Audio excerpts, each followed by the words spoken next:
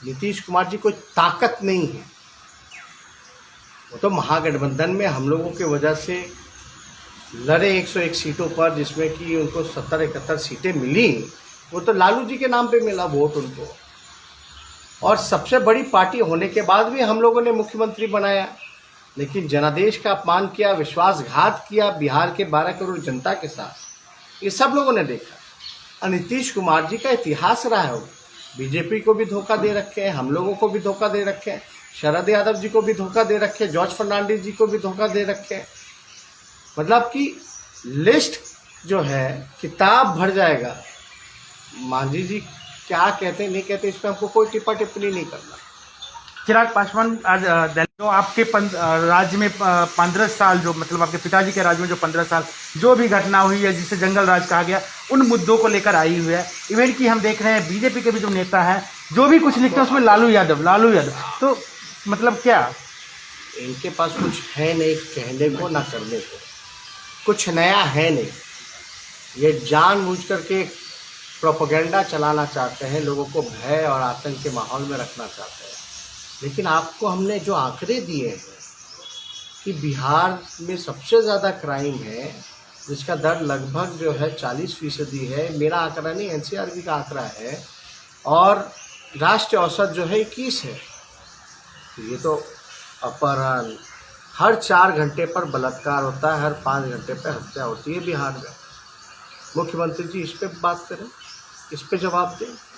तो आप देखिए नीतीश कुमार जी के पास कोई सुबह शाम इन लोगों का नकारात्मक राजनीति ही की है, कोई कंस्ट्रक्टिव पहल या पॉजिटिव कोई काम नीतीश कुमार जी ने नहीं किया। जैसे जी बीजेपी एनडीए में सब कुछ ऑल इज वेल नहीं कर सकते हैं, क्योंकि जिस तरीके से चिराग पासवान अलग लाइन पकड़े हुए हैं, मांझी जी नए आए हैं, वो चिराग को रोज़ गाली दे रहे हैं। और सबसे बड़ी बात है कि बीजेपी के नेता का कहना है कि हम बिहार में अकेले भी चुनाव में मतलब जीत सकते हैं।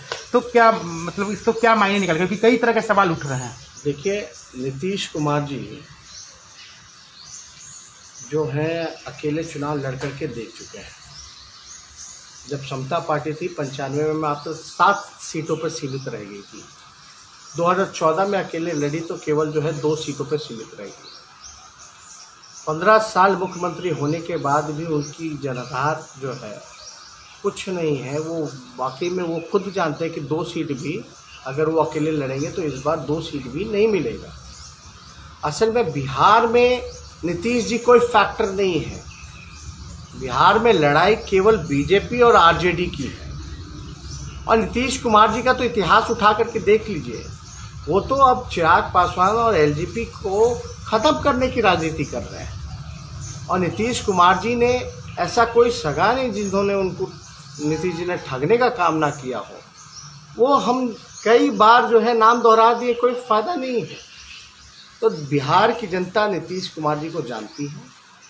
बिहार में जो लड़ाई होने वाली है, जो चुनाव होने वाला है, उसमें नीतीश कुमार कोई फैक्टर नहीं है। असली लड़ाई आरजेडी और बीजेपी की होने वाली है। तो अगर मुख्यमंत्री का उम्मीदवार नीतीश कुमार जी की वर्चुअल रैली है, आपको पता होगा 1 मार्च को नीतीश कुमार जी की एक्चुअल रैली भी हम लोगों ने देखा था। और उस रैली का क्या हश्र हुआ था, पूरे देश ने वो अपने आंखों से देखा था।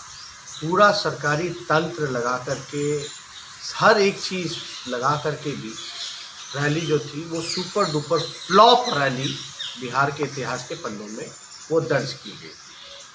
आज जब वर्चुअल रैली कर रहे हैं नीतीश कुमार जी, तो मैं कहना चाहूँगा कि बिहार जो है युवाओं का प्रदेश है। और एक्चुअल जो बातें हैं वो हम इनसे करना चाहेंगे, कुछ सवाल मुख्यमंत्री से पूछना चाहेंगे।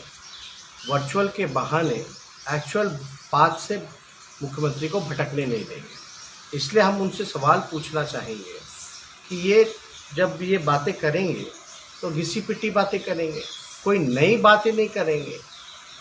जो बासी बातें हैं उनको बासी पन्नों में इतिहास के रहने दीजिए, लेकिन उनसे ज्वलंत जो मुद्दे हैं, नीतीश कुमार जी बताएं कि 15 साल इनको मुख्यमंत्री रहते हुए हुआ, यहाँ अभी भी पलायन नहीं रोक पाए, भूखमरी जो है वो बढ़ गया, बेरोजगारी जो है वो बढ़ गया, और आप देखिएगा कहीं भी कारखाना उद्योग जो है वो बिहार में नहीं लगा। गरीबी जो है सबसे ज़्यादा जो है पूरे देश में वो बिहार में है, लगभग 52% गरीबी बिहार में है। और लगभग बेरोजगारी दर जो है 46.6, यानी बिहार जो है देश का बेरोजगारी का केंद्र बन चुका है। पलायन लगभग 50% है, जो हर दूसरा परिवार जो है पलायन कर रहा है। तो ये आंकड़े हैं। आप देखिएगा नीति आयोग में सबसे, अगर उसके रिपोर्ट में अगर कोई सबसे फीसदी राज्य है तो बिहार है। आखिर ऐसा क्यों? सभी सूचकांक में अगर देखिएगा नीति आयोग के, तो बिहार शिक्षा हो, स्वास्थ्य हो, इन सारी चीज़ों में बिहार सबसे फीसदी राज्य है। आप देखिएगा 58 घोटाले हुए जिसको सरकार ने भी माना है। लगभग बिहार का 20,000 करोड़ की लूट मार हुई है, भ्रष्टाचार हुआ है। इस पे नीतीश कुमार जी बोले एनसीआरबी का जो आंकड़ा है जिसमें राष्ट्र औसत 21 है आपका क्राइम को लेकर के, वहीं बिहार का सबसे ज़्यादा अगर कहीं क्राइम है तो वो बिहार में है। 40.7 जो है एनसीआरबी के रिपोर्ट में है। तो नीतीश कुमार जी को ये बताना चाहिए कि 15 सालों में उन्होंने कितने लोगों को रोजगार दिया, और कोरोना और बाढ़ में वो गायब क्यों रहे।